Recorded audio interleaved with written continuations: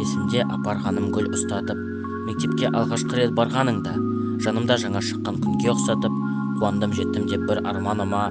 Оқуға барарыңа алғашқы рет, сол күні ерте тұрып арай көрдің.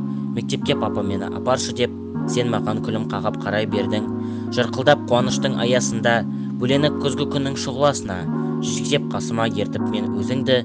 Таңертең келдім мектеп ауласына, тулатып ойларыңды алып қашып, қарыс алды барғаныңда шаттық күйі.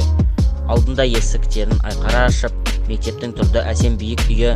Саңқылдап күзгі ауада шатты күні, бөбектер ұстаздарға гүл сыйлады.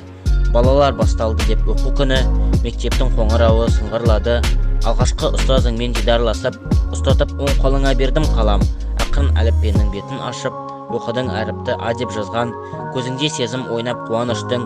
Алғашқы ұстаз сөзін тыңдағанда, өлкеңмен туып өскен сен таныстың, шақырып шындарына